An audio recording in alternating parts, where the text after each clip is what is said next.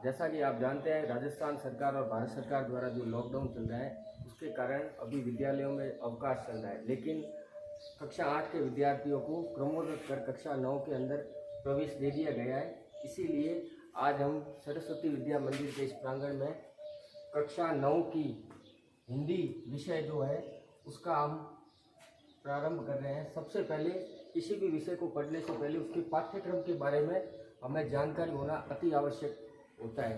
अब देखो, पाठ्यक्रम से संबंधित बात अगर करते हैं तो सबसे पहले आपकी जो पाठ्य पुस्तक है उसके बारे में हम बात करते हैं। पाठ्य पुस्तक का नाम है हिंदी प्रबोधिनी। हिंदी प्रबोधिनी पाठ्य पुस्तक है। अब इस पाठ्य पुस्तक के अंदर एक भाग होता है गद्य भाग, एक होता है पद्य भाग। ठीक है, अब ये गद्य और पद्य भाग है।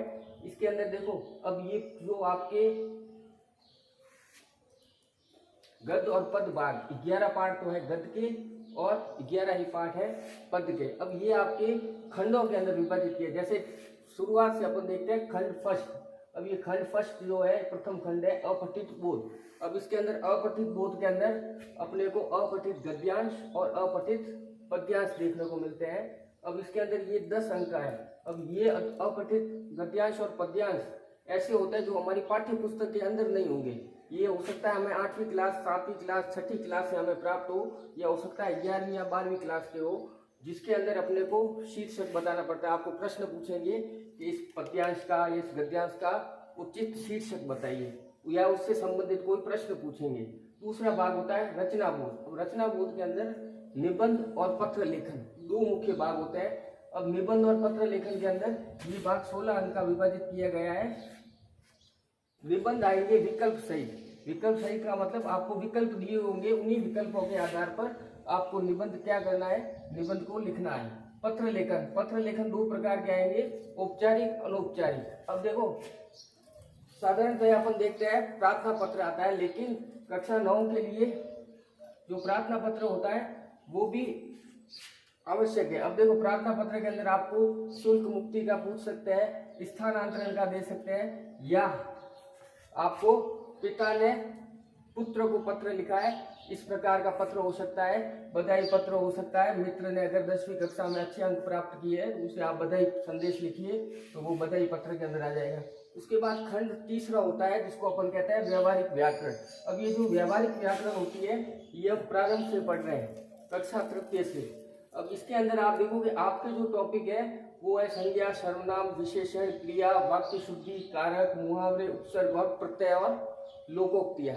अब ये जो ऐसे टॉपिक होते हैं ये लगभग 24 अंक का भाग होता है। इसको अपन पहले पढ़ चुके होते हैं, लेकिन कुछ ऐसे टॉपिक होते हैं जो अपन इसी सत्र में पढ़ेंगे। जैसे आप देखोगे इसके अंदर शुद्ध अशुद्ध वाक्य के संबंधित प्रश्न आता है, जिसको अपन वाक्य शुद्धि कहते हैं। वाक्य को शुद्ध करना, कुछ अशुद्ध शब्द है उनको शुद्ध करना और पुनः वाक्य का निर्माण करना। ठीक है, उसके बाद होता है जैसे एक और टॉपिक आ रहा है कारक। अब कारक अपन इसको पढ़ चुके हैं, लेकिन कारक से संबंधित प्रश्न आते हैं। जैसे एक वाक्य आया, राम ने रावण को मारा। अब ऐसा आपको एक वाक्य देंगे कि इस वाक्य के अंदर कौन कौन से कारकों का प्रयोग किया। अब देखो, कारक मुख्यतः आप जानते हो 8 प्रकार के होते हैं। ठीक है, जो विभक्तियों में विभाजित होते हैं। कर्ता ने कर्म को, करण से, संप्रदान के लिए, आपादान से, संबंध का, पे की, रा रे री, अधिकरण, मैं, पे, पर और संबोधन, हे, अरे, ओ। अब देखो इसके बाद, अब जैसे राम ने रावण को मारा, राम ने तो कर्ता ने। ठीक है, तो ये कौन सा कारक हो गया, कर्ता। राम ने रावण को, कर्ता ने कर्म को, तो कर्म कारक। अब देखो एक ही वाक्य में 2 कारक आ रहे हैं, तो इस प्रकार अपने को वहां उत्तर देना पड़ेगा। इसमें 2 कारकों का प्रयोग हुआ है, कर्ता कारक और कर्म कारक। उसके बाद चौथा भाग जो आएगा वो आता है अपने पाठ्य पुस्तक। अब देखो, मैंने पहले ही आपको बता दिया अपनी पाठ्य पुस्तक का नाम है हिंदी प्रबोधिनी। अब देखो, पाठ्य पुस्तक के अंदर सबसे जो महत्वपूर्ण भाग होता है वो भाग होता है सप्रसंग व्याख्या वाला। अब ये इसके जो अंक होते हैं वो भी अधिक होते हैं, 5-5 अंक का ही आता है। यानी 5 अंक की गद्य की व्याख्या, 5 अंक की आएगी पद्य की व्याख्या।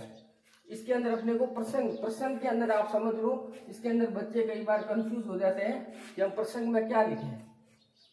तो जब भी प्रसंग चालू करो, सबसे पहले अपनी पाठ्य पुस्तक का नाम याद होना चाहिए। जैसा कि अपने को विदित है हिंदी प्रबोधिनी, तो अपन लिखेंगे हिंदी प्रबोधिनी से लिया गया है। और मान लो गद्य भाग का है तो उस पाठ का नाम लिखना है। उसके अलावा प्रसंग किससे संबंधित है वो चीज लिखने के बाद फिर उसकी विस्तार पूर्वक हमें क्या करनी है, व्याख्या करनी है, और ये प्रश्न अपना हल हो जाता है। उसके बाद आता है प्रश्न उत्तर का भाग।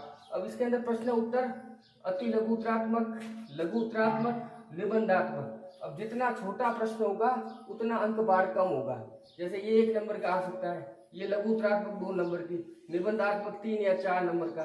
ठीक है, इस प्रकार इसको अपने को करना है। उसके बाद होता है लेखक और कवि परिचय।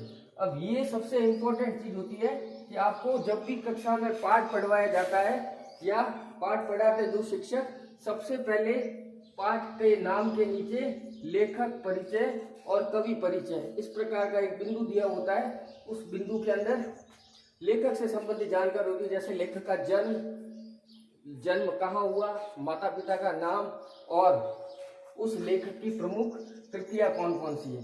अब ये होता है लगभग 4 अंक का, 2 अंक का होगा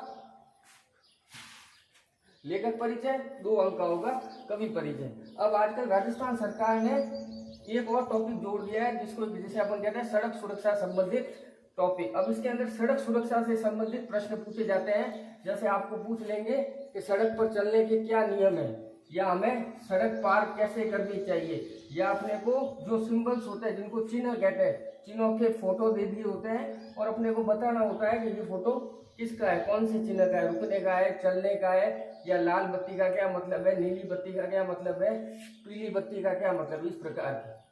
अब इस प्रकार अब मैंने आपको आज पाठ्यक्रम के बारे में जानकारी दी।